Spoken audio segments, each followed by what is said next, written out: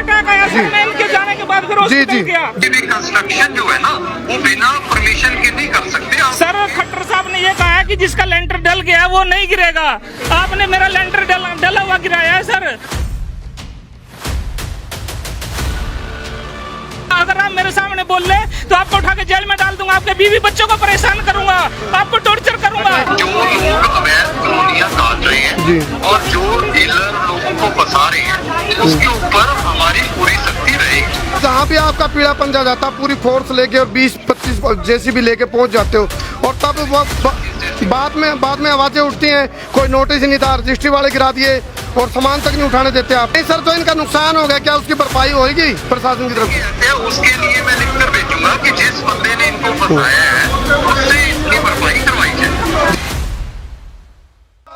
हाँ जी, RS भाट साहब। हाँ जी सर, करनाल में प्रदर्शन चल रहा है सर आपके खिलाफ, तो आप बताओ सर क्या कहना चाहोगे?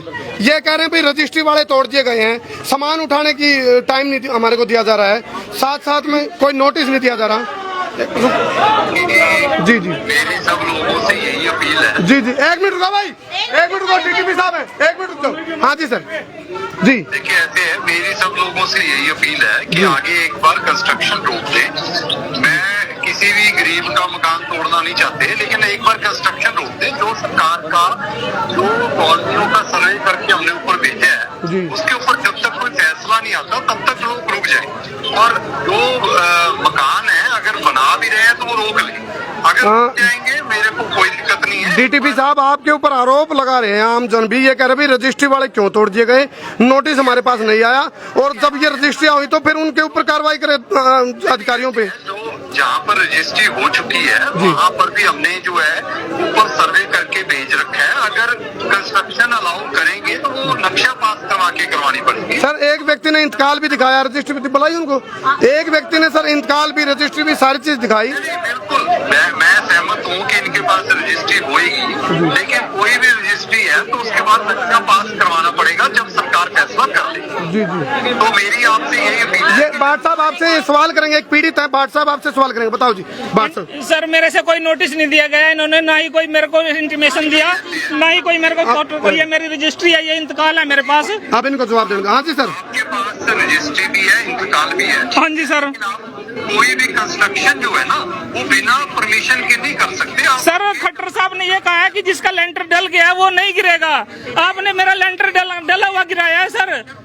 सर एक गरीब की आत्मा पीड़ित है, गरीब बोला है सर कि आपको उठा के जेल में डाल दूंगा। अगर आप मेरे सामने बोल ले तो आपको उठा के जेल में डाल दूंगा, आपके बीवी बच्चों को परेशान करूंगा, आपको टॉर्चर करूंगा। आपको याद? हाँ जी मेरे को याद है सर। क्या नाम आपका? अरविंद कुमार। अरविंद कुमार है, जिनको अटैक भी आ गया था कल। मेरे को अटैक आया सर, मैं इनके जाने के बाद फिर हॉस्पिटल गया। जी एक मिनट। मेरा ये मानना है कि हम किसी के अगेंस्ट नहीं है।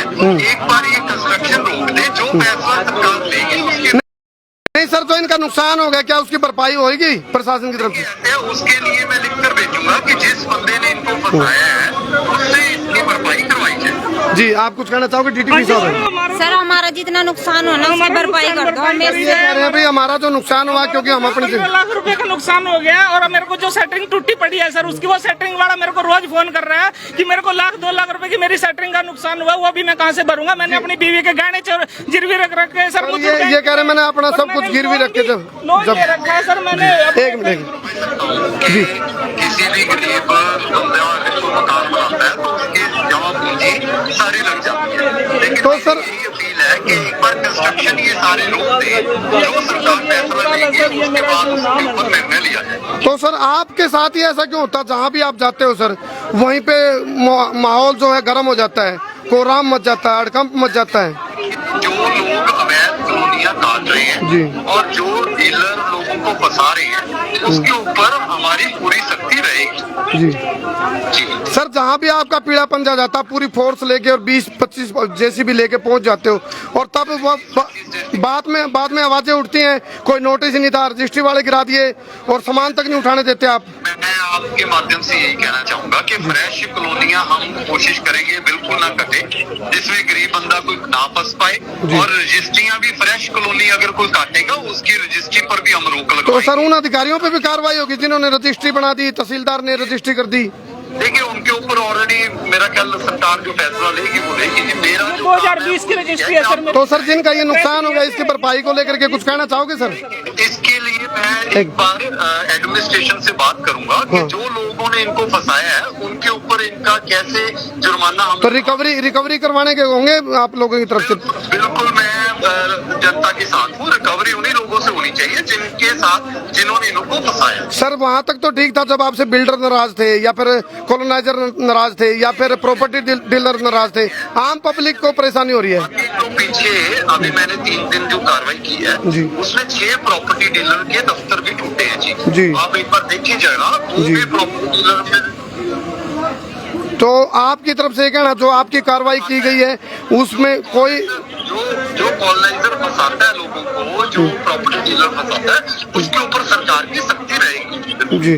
अब यहाँ पे कम से कम सैकड़ों लोग हैं जो अपना रोना लेके बैठे हैं क्योंकि बहुत पीड़ित है, आहत है, दुखी है, क्योंकि इन्होंने अपने पूरी जिंदगी का सपना होता है एक अपना घर हो।